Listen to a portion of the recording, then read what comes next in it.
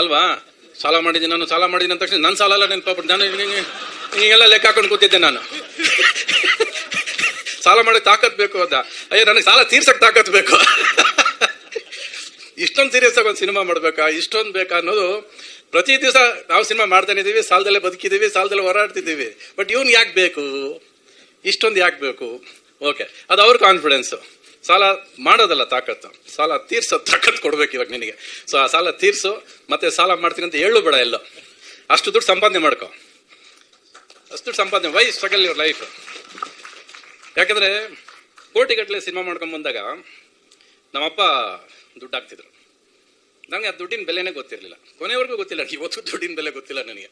ಹಂಗೆ ಬೆಳ್ಕೊಂಬಂದೆ. ನನಗೆ 100 ಟ್ಯಾಂಕ್ ನೀರು ಬೇಕು, ನನಗೆ 100 ಜನ ಡ್ಯಾನ್ಸರ್ಸ್ ಬೇಕು. ನಮ್ಮಪ್ಪ ಅದು ಎಲ್ಲಿಂದ ತರ್ತಿದ್ರು, ಹೆಂಗ್ ಮಾಡ್ತಿದ್ರು ಏನು ಗೊತ್ತಿಲ್ಲ. ಏನೋ ಮಗ ಕನ್ಸು ಕಾಣ್ತಿದ್ದಾನೆ, ಅವನ ಆಸೆ, ಅವ್ನಿಗೇನು ಬೇಕೋ ಕೊಡ್ರೋ, ಇಷ್ಟೇ. ಅದರಿಂದ ಎಷ್ಟು ಸಾಲ ಮಾಡ್ತಿದ್ದಾರೆ, ಅವ್ರು ಎಷ್ಟು ಕಷ್ಟಪಡ್ತಿದ್ದಾರೆ ನನಗಂತೂ ಗೊತ್ತಿರಲಿಲ್ಲ. ಬಟ್ ದ ಡೇ ಕೇಮ್, ಪ್ರತಿ ಪೈಸಾಗೂ ಗೊತ್ತಾಯ್ತು ನನಗೆ. ನನ್ನ ಜೇಬು ಖಾಲಿ ಆದಾಗ, ಅರೆ ಇವಾಗ ದುಡ್ಡಿಲ್ವಲ್ಲ. ಎಷ್ಟೇ ದುಡ್ಡು ಇಲ್ಲದೆ ಹೋದ್ರು ಕೂಡ ಸಿನಿಮಾ ಮಾಡೋ ಹುಚ್ಚಂತೂ ನಮ್ಮನ್ನು ಬಿಡಲ್ವಲ್ಲ.